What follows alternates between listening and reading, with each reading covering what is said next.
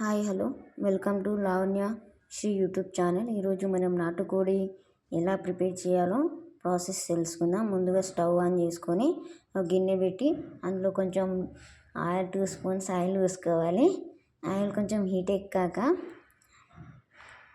లవంగాలు, యాలకులు, చెక్క, బిర్యానీ ఆకు వేసుకోవాలి. ఇది కొంచెం మగ్గాక ఆనియన్స్ వేసుకోవాలి. ఆనియన్స్ కొంచెం ఆయిల్లో ఫ్రై అయినాక అందులో మనం పచ్చిమిర్చి వేసుకోవాలి. పచ్చిమిర్చి మగ్గిన తర్వాత వెల్లుల్లిపాయ పేస్ట్ వేసుకోవాలి. వెల్లుల్లిపాయ పచ్చి వాసన పోయేంత వరకు ఆయిల్లో మగ్గించుకోవాలి.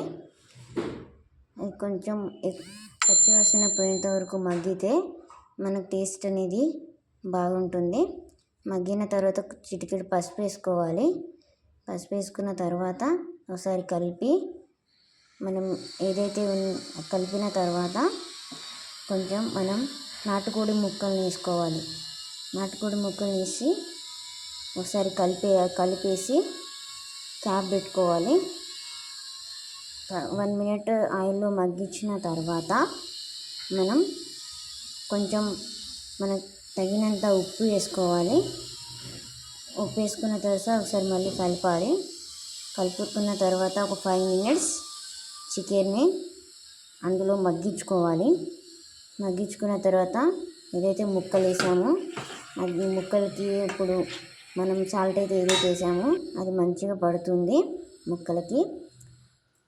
అది పట్టిన తర్వాత మనం అందులో కొంచెం ఒక 1 టమాటా కట్ చేసి అందులో వేసుకోవాలి. టమాటా కట్ చేసి వేసుకోవడం వల్ల మంచిగా ఉంటుంది.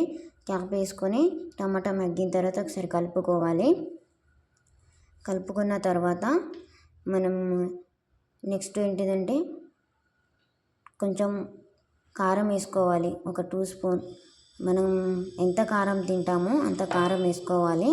మనకు రుచికి తగినంత కారం వేసుకున్న తర్వాత ఒకసారి కలిపి ఒక 5 మినిట్స్ మనం చికెన్ని మంచిగా కారంలో మగ్గేటట్టు చూసుకోవాలి. నాటుకోడి కాబట్టి ఎక్కువ ఉడకడానికి టైం పడుతుంది కాబట్టి కొంచెం ఎక్కువ వాటర్ పోసుకోవాలి. కొంచెం వాటర్ ఎక్కువ పోసుకున్న తర్వాత అది కొంచెం మగ్గుతుంది.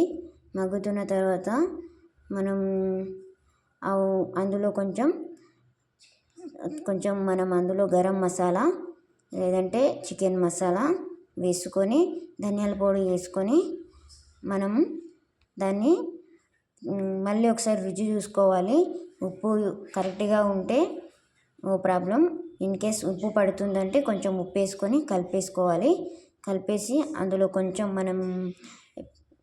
కొంచెం కొత్తిమీర ఆకు వేసుకొని దించేసుకుంటే నాటుకోడి కర్రీ అనేది మనకు రెడీ అయిపోతుంది. ప్లీజ్ మన ఛానల్ని సబ్స్క్రైబ్ చేసుకునే వాళ్ళు కొంచెం సబ్స్క్రైబ్ చేసుకోండి.